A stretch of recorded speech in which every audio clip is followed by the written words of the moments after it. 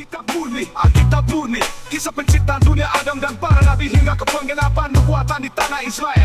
Yesus Kristus dilahirkan sebagai penebus semua manusia yang berdosa. Ia disalibkan dan bangkit pada hari ketiga, naik ke surga dan akan datang kembali.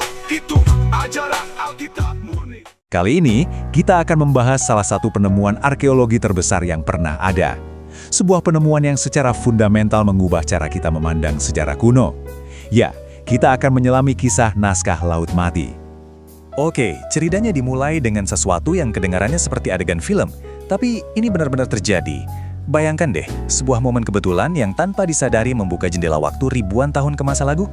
Coba bayangkan situasinya ya, kita ada di gurun Yudea yang tandus dan berbatu, dekat Laut Mati. Panas, sunyi, dan kelihatannya ya cuma ada debu dan bebatuan. Tapi siapa sangka, disinilah sebuah rahasia luar biasa tersembunyi selama hampir 2000 tahun. Rangkaian kejadiannya sebenarnya sangat sederhana. Ada seorang gembala bernama Muhammad Echdib, lagi pusing cari kambingnya yang hilang. Iseng-iseng dia lempar batu ke sebuah gua dan kok dengar suara barang pecah? Karena penasaran, dia masuk ke dalam dan menemukan sebuah harta karun. Bukan emas atau permata, tapi sesuatu yang jauh lebih berharga. Gulungan-gulungan naskah kuno. Nah, penemuan ini langsung bikin heboh. Para arkeolog dan cendekiawan langsung berdatangan ke lokasi. Selama dekade berikutnya, 10 gua lagi ditemukan, mengungkap ribuan potongan naskah. Pertanyaan besarnya pun muncul, siapa yang menulis semua ini dan apa isinya? Para ahli percaya kalau naskah-naskah ini adalah semacam perpustakaan milik sebuah komunitas religius yang disebut kaum Esseni. Mereka ini kelompok yang memisahkan diri karena merasa kecewa dengan apa yang mereka anggap sebagai korupsi di Bait Suci Yerusalem. Jadi, mereka pergi ke gurun untuk hidup dalam kemurnian dan mendedikasikan hidup mereka untuk menyalin teks-teks suci ini. Nah, yang luar biasa dari temuan ini adalah keragaman isinya. Sekitar 40% adalah salinan dari kitab-kitab yang sekarang kita kenal sebagai Perjanjian Lama. Sisanya, itu adalah teks-teks lain yang tidak masuk dalam Alkitab, seperti kitab Apokrifa, dan bahkan dokumen-dokumen internal komunitas itu sendiri, yang memberi kita gambaran unik tentang kepercayaan dan praktik mereka sehari-hari. Dan ini dia fakta uniknya. Dari semua kitab dalam Perjanjian Lama Ibrani, hanya kitab Ester yang salinannya tidak ditemukan di Qumran. Kenapa? Para ahli masih memperdebatkannya sampai hari ini. Mungkin hilang, atau mungkin komunitas ini punya alasan teologis tertentu untuk tidak menyimpannya. Ini salah satu misteri kecil yang tersisa dari penemuan besar ini. Sekarang, kita sampai pada bagian yang paling menakjubkan. Bukan cuma soal apa yang ditemukan, tapi soal kapan naskah-naskah itu berasal. Inilah inti dari mengapa penemuan ini begitu revolusioner. Gini, sebelum tahun 1947, salinan Alkitab Ibrani tertua yang kita miliki itu berasal dari abad pertengahan, sekitar tahun 900 Masehi. Naskah-naskah ini disebut teks Masoret.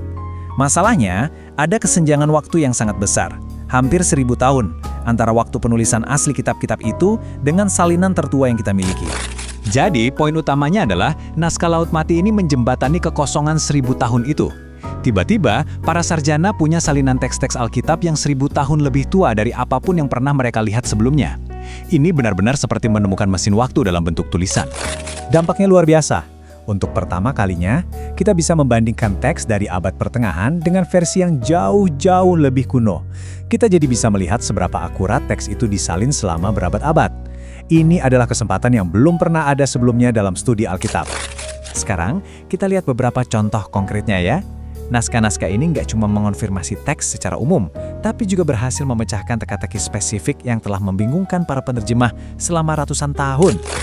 Sebelum kita masuk ke contoh, penting untuk paham apa itu varian tekstual. Gampangnya, ini mirip seperti perubahan ejaan dalam bahasa dari waktu ke waktu. Dalam naskah kuno, terkadang perbedaan satu huruf saja bisa membuat artinya berubah total. Oke, ini contoh yang keren banget. Dalam teks Masoret yang lebih baru, Yesaya 21:8, bunyinya seolah-olah ada seekor singa yang tiba-tiba berseru. Agak aneh kan dalam konteksnya? Tapi, gulungan Yesaya dari Qumran yang 1000 tahun lebih tua punya tulisan yang beda. Pelihat itu berseru. Hanya beda satu huruf, tapi bacaan yang lebih tua ini jadi jauh lebih masuk akal dengan konteks seorang penjaga yang sedang mengawasi. Contoh kedua ini bahkan lebih signifikan, ada di Mazmur 22. Teks Masoret menulis seperti seekor singa, tangan dan kakiku, yang secara tata bahasa terasa janggal. Selama berabad-abad banyak yang berpendapat bahwa terjemahan Yunani kuno yaitu mereka menusuk adalah yang benar. Dan ternyata sebuah fragmen Mazmur yang ditemukan di Qumran mengonfirmasi bacaan mereka menusuk. Penemuan ini membuktikan bahwa terjemahan kuno itu memang didasarkan pada teks Ibrani yang akurat. Jadi, apa kesimpulan akhir dari kisah detektif arkeologi yang luar biasa ini? Kenapa sih gulungan naskah yang ditemukan oleh seorang gembala lebih dari 70 tahun yang lalu ini masih sangat penting untuk dibicarakan? Warisannya sangat besar. Naskah-naskah ini menunjukkan bahwa teks Alkitab telah disalin dengan sangat hati-hati selama 1000 tahun. Mereka juga memberi kita gambaran yang lebih kaya tentang dunia Yahudi pada masa itu, menunjukkan bahwa ada banyak kelompok dan ide yang berbeda. Jadi ini bukan hanya tentang mengkonfirmasi apa yang sudah kita ketahui, tapi tentang membuka sebuah dunia yang sebelumnya hilang dari sejarah. Penemuan naskah Laut Mati ini mengingatkan kita bahwa sejarah itu penuh dengan kejutan. Sebuah lemparan batu yang kebetulan di sebuah gua terpencil bisa mengubah pemahaman kita tentang masa lalu. Ini membuat kita jadi bertanya-tanya, kira-kira apa lagi ya yang ada di luar sana, tersembunyi di bawah pasir waktu yang hanya menunggu untuk ditemukan?